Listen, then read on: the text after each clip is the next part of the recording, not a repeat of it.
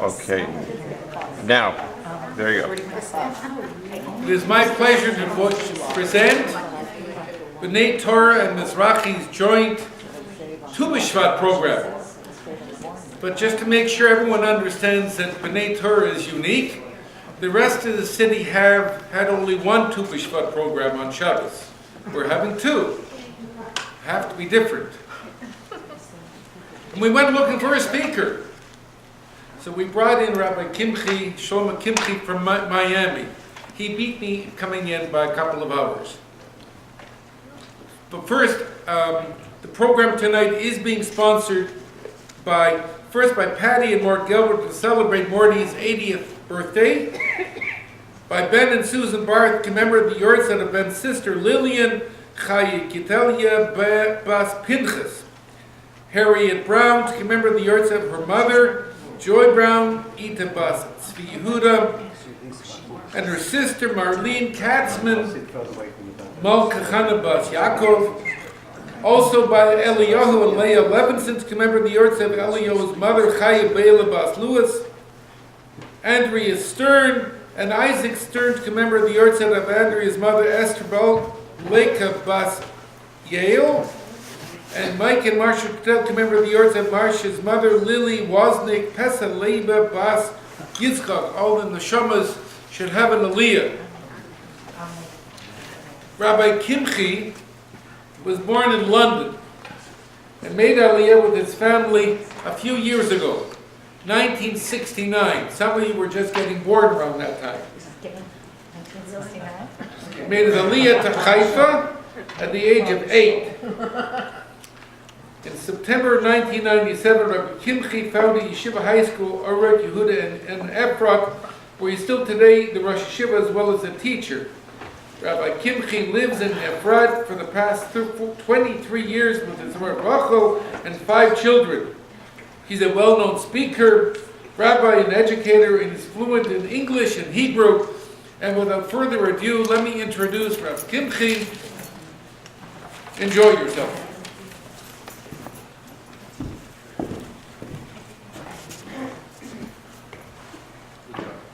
Paul, thank you very much for the introduction. Ladies and gentlemen, tonight is Tu B'Shvat. It's possible that in all other kehillas they spoke about on Shabbos. Shabbos was Erev Tu B'Shvat, and we're doing it the right time. I believe doing things in the right time. In Yiddishkeit, Bechlal, it's important to do the right thing at the right time. That, we want to be, we want to keep Shabbos on Shabbos. We want to keep Yom Tov on Yom Tov. We want to daven at the right time. Then, if we have to speak about Tu B'Shvat, today's the day. Today's the day. I want to share with you some ideas from where I'm coming from, and let me tell you a bit about myself. A bit was mentioned. I'm a son of survivors. My father's from Switzerland, my mother's from Germany, and I say I'm a son of survivors because my mother has nobody she knows from the whole family that survived, parents, cousins, nobody, brothers and sisters, nobody survived. And from my father's side, everybody intermarried. Everybody, so I say I'm a survivor, one in Begashnis, one in Ruchnias, one spiritually and one physically. Because in Switzerland they just intermarried because they thought Hitler might one day between Mincha and Ma'ariv come and take Switzerland as well on the way. After the war we know he had vested interests in Switzerland and therefore he didn't do it. But when we made Aliyah, and it was time for me to go to high school, my parents, being Yekas, wanted me to have a well-rounded education. So they sent me to yeshiva, high school, in the kibbutz. So I got the yeshiva, it was a serious yeshiva, Shalvim, serious yeshiva, and high school was a serious diploma high school, but it was a kibbutz. So most of the time I was going around with mud under my nails, because not with a tie and a jacket, but we worked on the kibbutz as well, and we studied. Our major in high school was in agriculture. So I've come to talk to you a bit about trees. Trees are one of our best friends, and it's Tu B'Shvat, and I've been asked to speak on Tu B'Shvat. I have to tell you, I don't think we realize how much trees are really one of our best friends, and I'm going to start with a Makoros. I'm going to start with Psukim. Rabbi say, not Sefer Chinuch, and not the Rambam, nor the Ramban. When they count the mitzvahs, they don't count the first commandment HaKadosh Baruch Hu made to Adam and Eve. Mikol etz hagan achol tochel. One of the first things he said to them is, go and eat fruit. Here is your menu. Fruit and fruit and fruit. We, in fact, I want to tell you something. I am, you're seeing me today, but in the last 12 months, I've lost over 30 kilo. I was much bigger, and I've lost over 30 kilo. And I read all kinds of diets over the years. What worked in the end, I must tell you, and I'm not here for that reason, I'm not a dietitian, but what worked in the end is a program that, first of all, you have to give the whole system 12 hours of a rest. Just total rest. You do it from 8 till 8, you do it from 9 till 9. Just 12 hours, just let whatever you take, let it absorb. And then when you wake up in the morning, you only eat fruit or fruit juice until midday. And what's left of the day, between midday and then the evening, okay, you should be careful in general. But if 12 hours you let it rest, and then 6 hours all that went in is fruit, it just cleans out the system. And it just, there are doctors that have made research that if we eat the fruit of the season each time, whatever's in the season, so around the year, we get all the right nutrients, all the right vitamins, and we get all the right, because they're our best friends. They're, in fact, to such an extent, I read once a research that if, I don't know, from Mars, some kind of creatures would come from Mars, and they wouldn't find human beings, they'd just find a corpse of a human being, and they'd say, what's this corpse of a human being? What is this? What do they do? What do they think? They wouldn't know. They analyze the corpse by the sharp teeth we have in front, and the back, flat teeth we have in the back, and our fingers, and our feet, and our gastronomic structure. They'll say, we don't know what this is, this human being. We don't know what it is.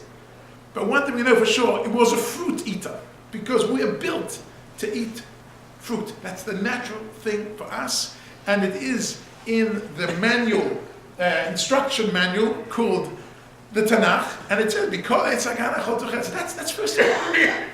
That is first of all. Second of all, we see that eating or not eating from the fruit changed our reality. The whole story of Adam and Eve is, did he eat from the fruit? Didn't he eat from the fruit? Who ate from the fruit? I did. My wife gave me. Why did you say that? Was the snake? Wasn't the snake? Okay, the whole discussion. But what's the center of the discussion? Eating a piece of fruit. I mean, sometimes fruit can be a life changer, not only for a human being, but for the whole. I mean, look at the I'm giving you a bit of a lecture to look at the world through the eyes of Tu B'Shvat. That we do not commemorate the Rosh Hashanah for cars, and we don't have a Rosh Hashanah for shuls, and we don't have a Rosh Hashanah for whatever it might be. But we do have a Rosh Hashanah for trees. We respect the trees because they are our best friends. To what extent are they our best friends? I must say that when we come to Eretz Yisrael, it says, "V'chitavo el haaretz." In Devarim, when you come to Eretz Yisrael, what is the first thing you do? Unata'atem kol etz ma'achal. You come to Eretz Yisrael, what do? Plant fruit trees. That's your Shalom Aleichem. When you come to Eretz Yisrael, you plant fruit trees, and that means you've arrived. Build houses? No. Before you build houses, plant fruit trees. And then if we go into all the halachas, hatluyos ba'oretz, which is trumas and maasros, and bas sheni, and it's all about bikurim. It's all about fruit. It's all about how we relate to fruit, what fruit we can have, and fruit we have to give the Levim and to the Kohanim, and it's quite a central focus of our life. To what extent is it a central focus of our life? Eretz Yisrael, I must say, I'm there already. I rarely leave Israel, and I was, as Paul mentioned, I was a week in Miami, and now I'm here for 2.5 days, and I'm chaparayim this year.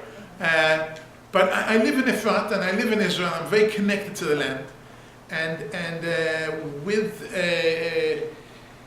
I must say, a bit of a personal story. A bit of a personal story.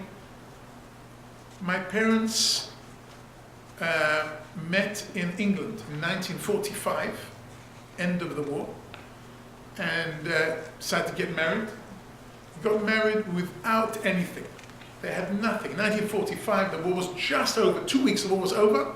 They got married with nothing. Got no pictures, no nothing. Nothing. They just got married with one thing. They looked in each other's eyes and they said, "We have a dream." What's the dream?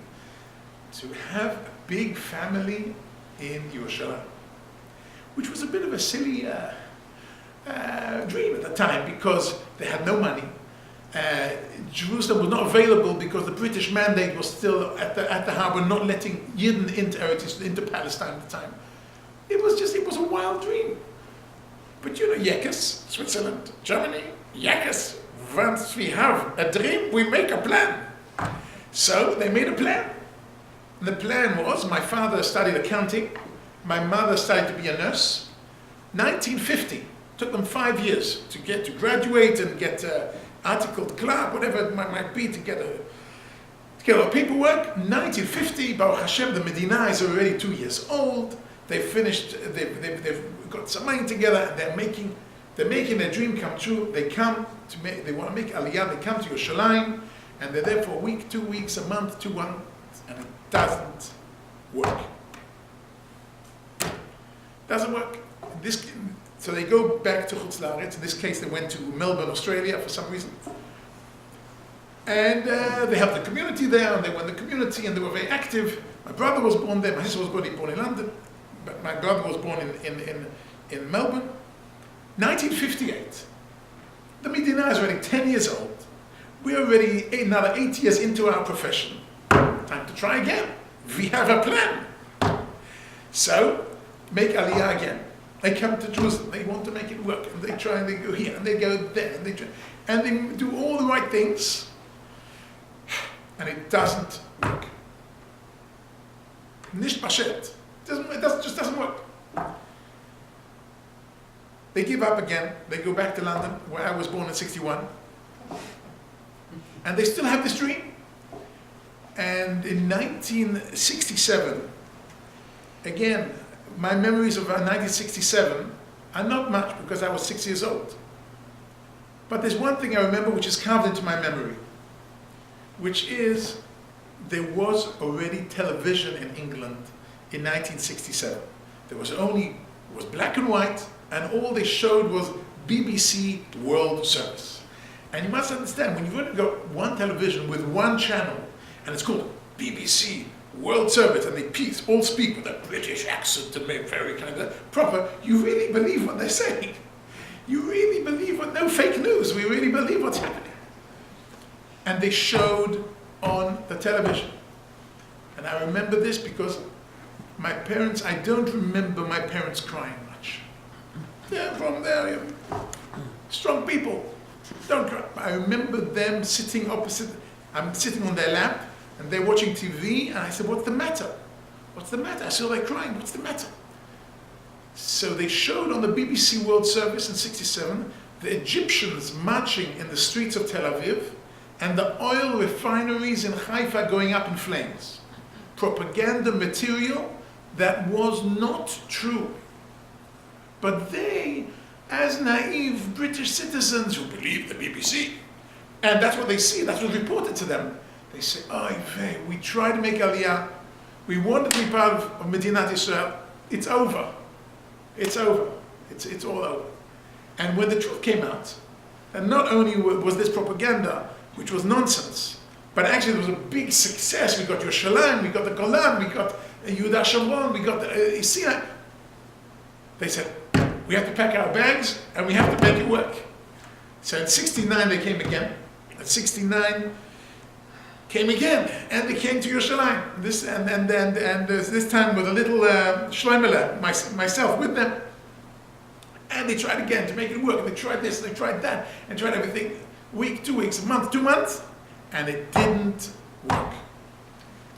They were just about to give up when my parents got a phone call from Professor Kurzweil from the Technion, an old friend, who said to them, I hear you're giving up in the 3rd time, but I've got a chiddush to tell you. Haifa is also Eretz Yisrael. Not the Eretz Yisrael doesn't end at the borders of Jerusalem. And the Technion recently provided apartments for the professors. And I've got my old apartment here, which I haven't sold yet, and I'm not in such a hurry to sell it. Come for 3 months. I give you an apartment for 3 months. Try Haifa, what's the difference? Try. You've got nothing to lose. We came to Haifa within 2 weeks. My parents both found work. I went to school, and I grew up in Haifa, among the trees.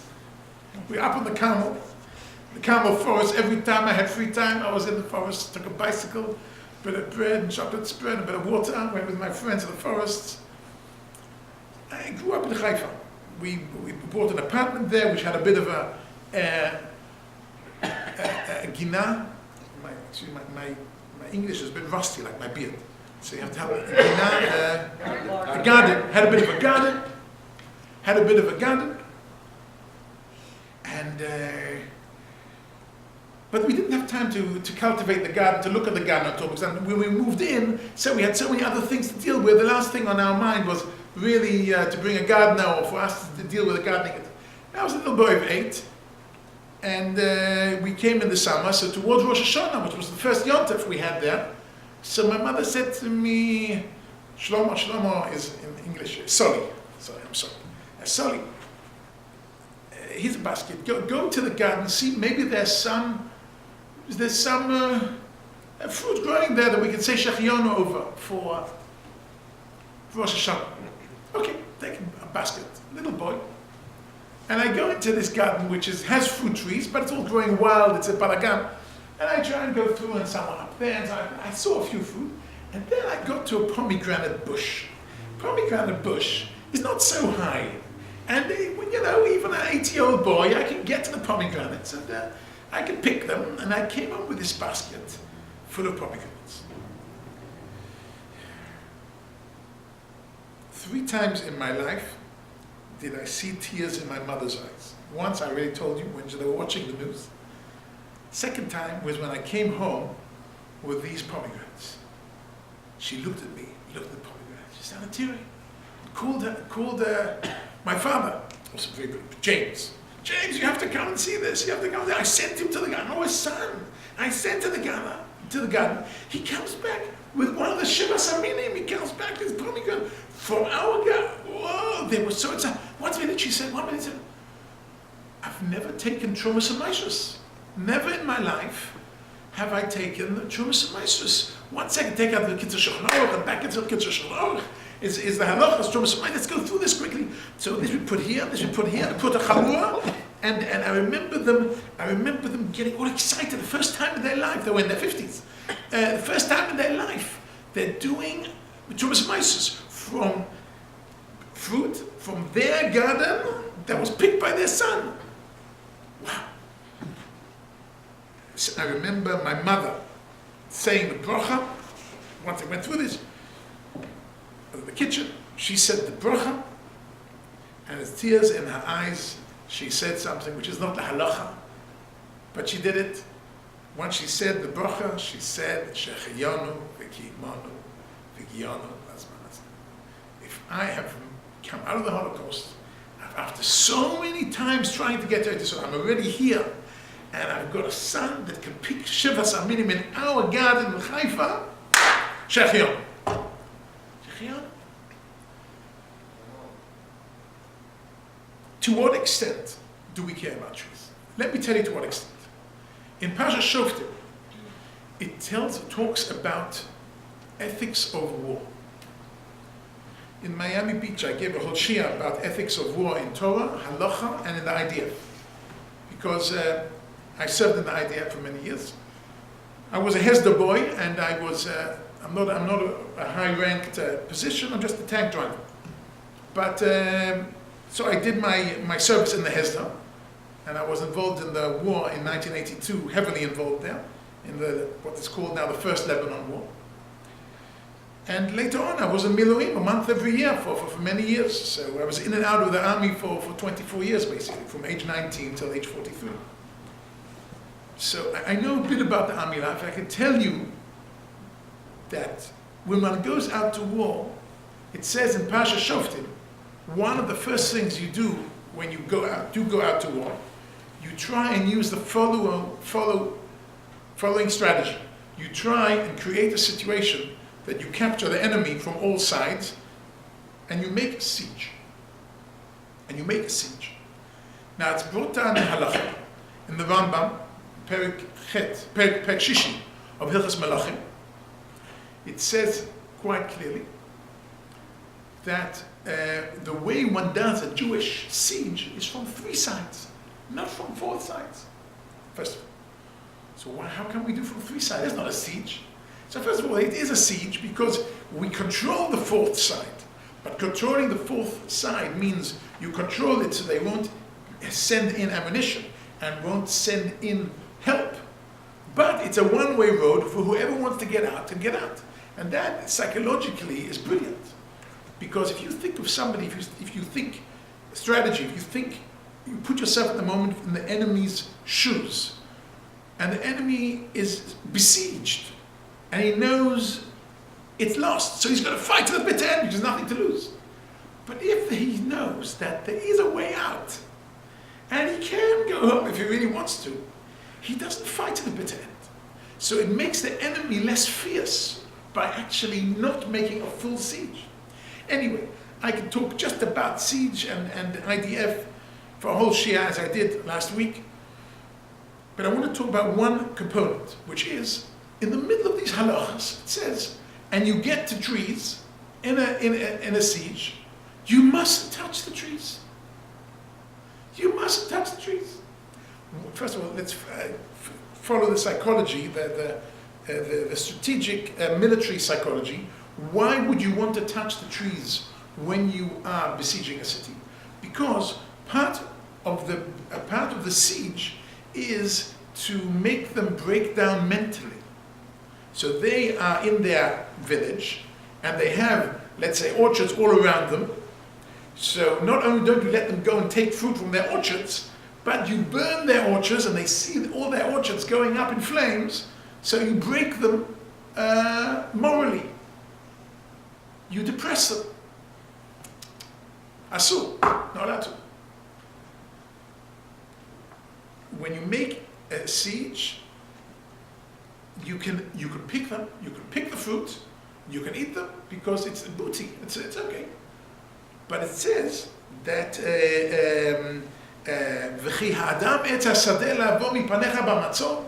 which is one of the, it's a machlokes between Rashi and Ibn Ezra, if it's a rhetorical question or not. But what it really means is the tree your enemy that you're breaking it down? The tree is not your enemy, the tree is your best friend. And therefore, even in a situation of war, when you're doing horrendous things, when you're even killing people, you cannot kill trees. Fruit trees. If you want to cut down trees in order to strengthen the siege, so cut down רק עץ אשר לא עץ מאכל הוא. אותו קראת ובנית מצור. That you cut down and go use for making a fence. But that here is the place to learn a kal v'chomer. That means if in the time of a war, where we do unheard of things like going and killing people, and we can do unearthly things, we can even fight war on Shabbos, and we can even do things with pikuach nefesh, and we can even do so many things. Even if even then we cannot harm trees, kal v'chomer when we're not at war. Trees are our best friend. They deserve a Rosh Hashanah. And that's today. That's Tu B'Shvat. Furthermore, I must tell you that the fruit and the land in Israel have a special significance. In Parashat Bechukosai, there are 99 different curses, terrible curses. What will happen if we don't listen to Hashem? Terrible things. And the word that comes up quite a lot in the middle is v'shamemu oleha. The land will become desolate. Land becoming desolate means it's not only human beings, it's no vegetation either. Desolate means desert, it's just empty. And in 1860s, when Mark Twain visited Palestine and wrote his book afterwards about what's it called, in the Promised Land, visiting the Promised Land. I mean, they didn't have CNN, they didn't have, what they had was writers like Mark Twain who went and traveled the world, and then they came back and wrote books about stories about their traveling. People used to buy the books and read about what's happening in the world. That's how it used to work. So he talks about what he visited Palestine. And he wasn't a big Jew lover, but he just had to report what he saw in the Promised Land. And the word that repeats itself more than any other word is desolate. Desolate, desolate. The song of the first Chalutzim was a special marching song, Yamin u'smol rak chol v'chol. Left and right, all we see is sand. And that's how it was. And that's how it was. Why is it? Why is it? So there is a Ramban there on one of the Psukim B'chukosai, which takes half a pasuk, where the pasuk says you'll be kicked out of the land and there'll be nothing, the whole land will be desolate, and then it ends off v'shamemu oleha oiveichem hayoshvim bo. It'll even be desolate for your enemies who are trying to settle the land.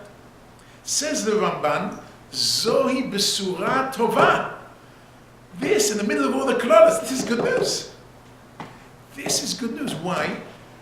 The land of Israel is the middle of the Middle East.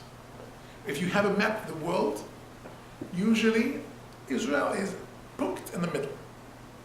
In fact, the middle of Eretz Yisrael is Yerushalayim. Yerushalayim, one of the nicknames of Yerushalayim is Taburo Shel Olam. Taburo Shel Olam is what you call the navel. It's the navel of Eretz Yisrael is Yerushalayim. But it also has another meaning. What's the navel? Navel is where you were connected to your mother. Navel is where you connect to your mother. So Yerushalayim is really where we were connected to HaKadosh Baruch Hu, when we are connected to HaKadosh Baruch Hu through Yerushalayim. However, this is a fantastic thing.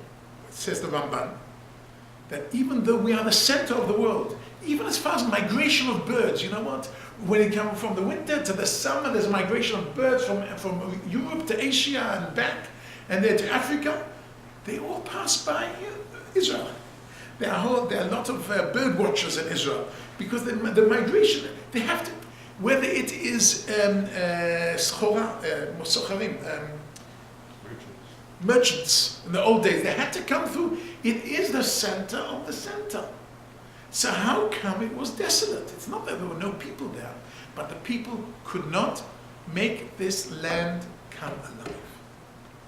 So the Ramban is saying, the land is not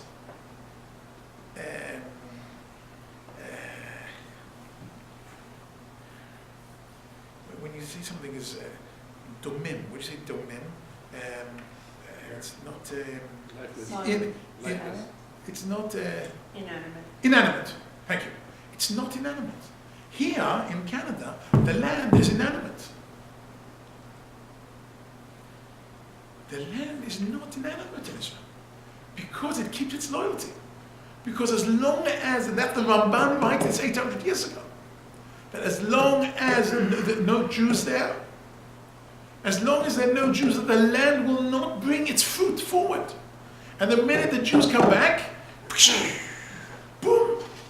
I can tell you, when I have friends visiting from Canada or from America or from England, when they're coming to Israel and I want to impress them, To the Kotel they go by themselves, to Masada they go by themselves. I want to impress them, I take them to Machane Yehuda. Look at all these potatoes and peppers and oranges and all the food. They're laughing at us. They're laughing at us. The land is calling out. Higiyazman. This is, furthermore, I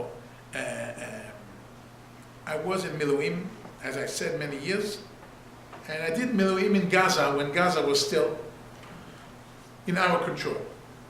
And you go through Mahsom Kisufim, the main gate to Gaza, which is in the middle of Gaza, and then you can either continue north towards the Arab side of Gaza, or you continue left, which is south, towards Gush Katif. Now, as a person who studied agriculture, let me tell you something. It's the same proximity to the sea. It's the same type of soil. It's the same type of humidity. It's got the same temperatures. That means all the practical agricultural components are identical in Gaza and in Gush Katif.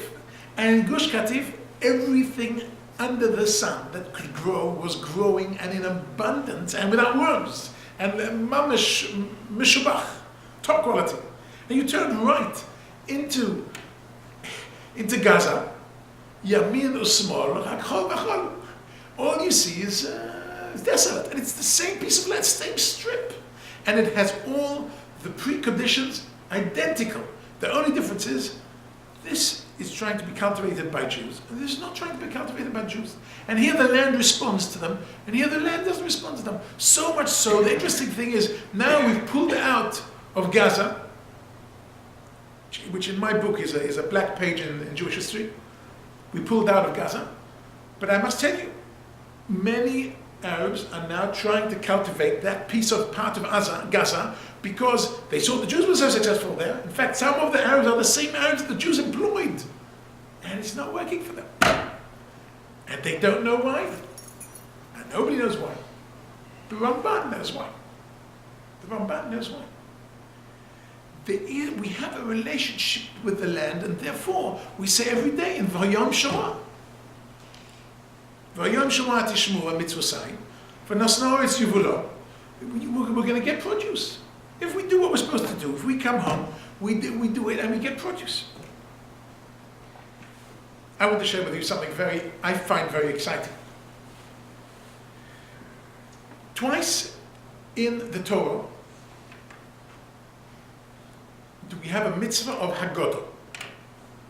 Once is V'higadta lebencha, which is Pesach night, Seder night, and we have to tell over the whole story, and we all know that.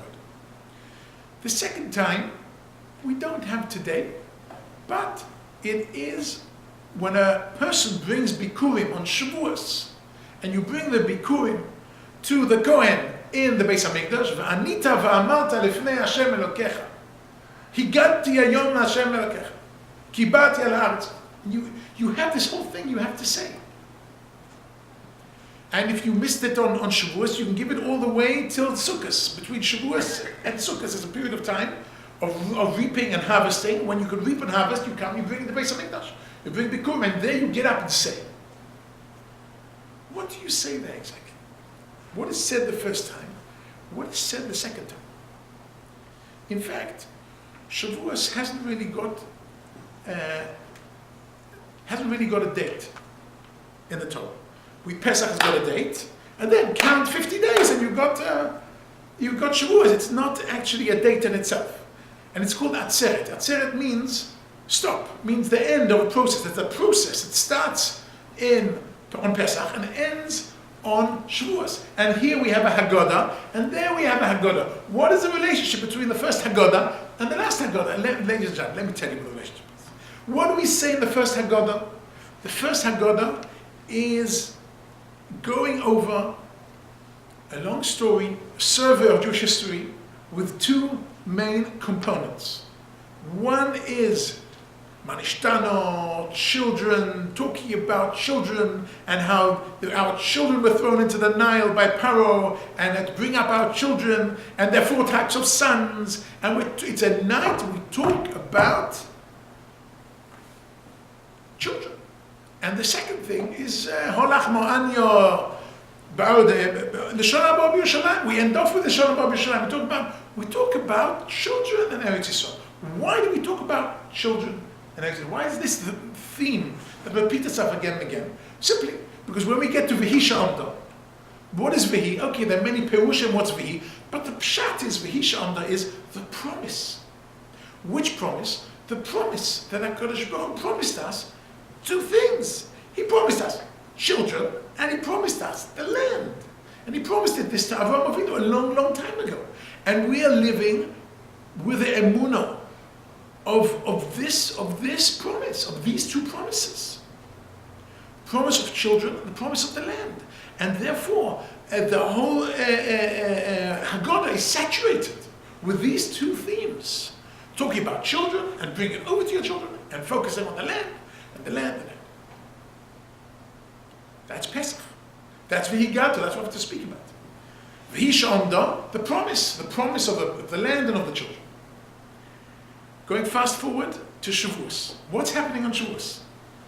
If I'm coming to Shavuos with my bikurim, what's that really mean? It means I'm bringing produce that grew in the land. How come I have produce that grew on my land? It must be I kept the mitzvahs. Because we said in Vayom Shomron, if you don't keep the mitzvahs, you won't have produce of the land. But if you do keep the mitzvahs, your land will bring forth produce.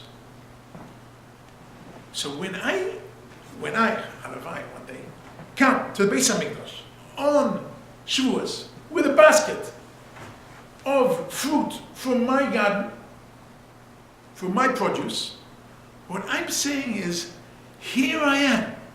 I'm the son of the son of the son of the son of the son of Avraham Avinu, who you promised that you'll have children, and here I am, one of the children. And you promised us land. Which land?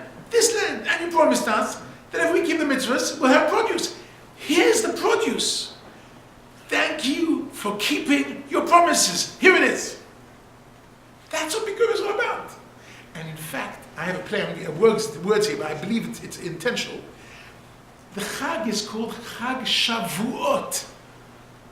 Shavuot is the Chag of oaths, the Chag of promises. Which promises? The promise of children, the promise of land. And they come together by me showing that HaKadosh Baruch Hu, thank you for keeping your promises. You kept your deal, I kept my deal. This is working, and here it is, and we're closing a cycle. And that's why it's atzeret, because it's the end of the process. And this is brilliant. And how does it manifest itself? Through trees, through fruit. That's the language. You speak to us through fruit, we speak to you through fruit. We change the world through fruit by eating the wrong Eitz Hadat, etc. And it's through fruit. We show our thanks. We communicate through fruit. Fruit is what is our substance.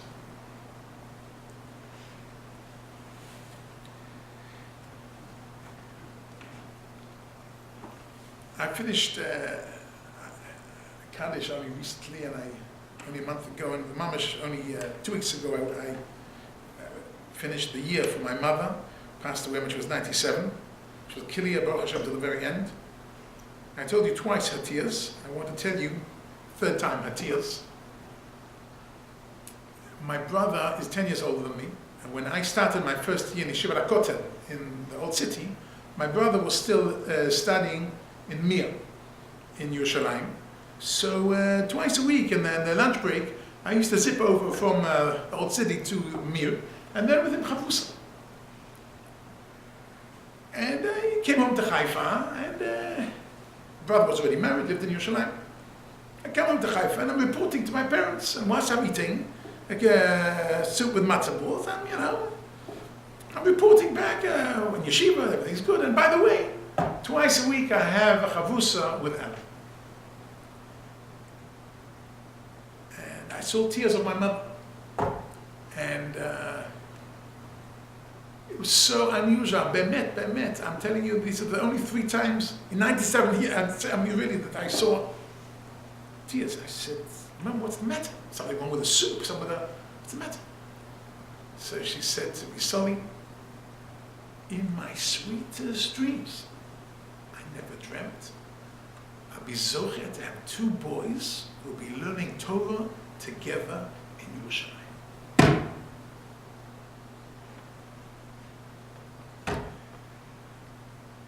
Ladies and gentlemen, I have to end, but I want to end with the fact that I'm a Rosh Yeshiva already for 20 years in Efrat, of a yeshiva that I started out of a certain Avelis. And the Avelis was 22 years ago. I was at 3 Levias in the same half a year, the same 6 months, from 3 people who, in my eyes, when I was growing up, they were 3 of Gedolei HaTorah in Eretz Yisrael. 3 very different personalities, and they were all called Reb Shlomo. Reb Shlomo Zalman Auerbach, Zatzal. Reb Shlomo Karlebach, Zatzal. And Rav Shlomo Goren. And that year I decided to open my own yeshiva. A yeshiva that I have a clean, clear, non-politicized Torah like Rav Shlomo Zalman, who really, his Torah was so beautiful and so clear, Rav Shlomo Zalman Auerbach. To have a leiv like Rav Shlomo Karlebach, and to have courage of Rav Goren. Rav Goren had incredible courage to do things. And if we could bring up the next generation, I said to myself, look, I'm also called Rav Shlomo. So those Rav Shlomo's of Agan, and then now then Yerushalayim Shel Mala. I'm stuck in Yerushalayim Shel Mata. We have to be the next generation of Shlomo's. We have to kind of... So I'm in Efrat with Rav Shlomo Riskin. Many of you might know Rav Shlomo Riskin. So we work together on many projects. And with the Rav Shlomo's of this generation, we're trying to do our best. I'm leaving you with one idea I heard once from Rav Karlebach, but that I'll have to end. We know the posuk in the end of Shir Amalos, Hazorim Bedima Barino Yitzo.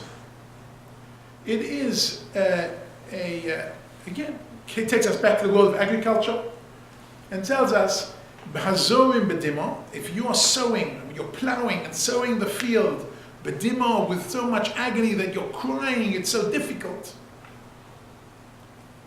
Don't worry, Berina Yitzoro, you'll be happy to harvest. The more effort you put in to plow and sow the field, Berina Yitzoro, that you'll be happy to harvest.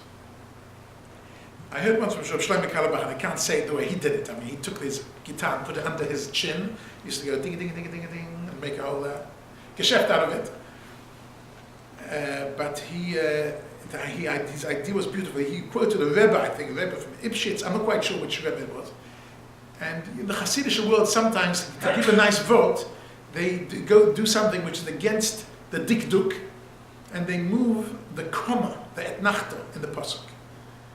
And he says, the parish he gave was, Hazorim bedimo berino.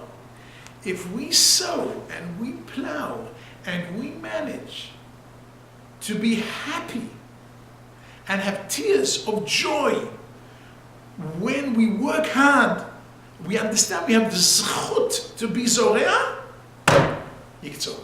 Hazorim bedima berina. If we learn to appreciate that we have the zchut to be zorea, the promise is we should be kotzer. I wish each and every one of you to be kotzer, to reap the fruits of all your endeavors, to be zocher, whether it's in the agricultural world, whether it's in the professional world, whether in the personal world, whether it's in the world of health or wealth, whatever you're dealing with, you should be zocher to hazor bedima bevino, that when the effort is difficult, you should feel happy that you have the opportunity to put in this effort, and you be zocher b'meheri b'yameinu yiktzor. Thank you very much. I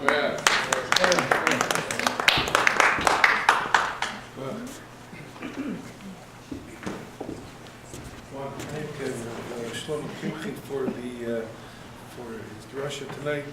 It's really a pleasure when you see someone who has such simcha, the love of the land, and it just pours out. So focus on how you're returning to Eretz Yisrael tomorrow. Yes. Have a safe trip. Thank you. We'll hope to see you again in Toronto. When coming, you're always welcome to Bnai Torah. Thank you very much. Thank you very much. Today, we have still some fruit in the back. Help yourself.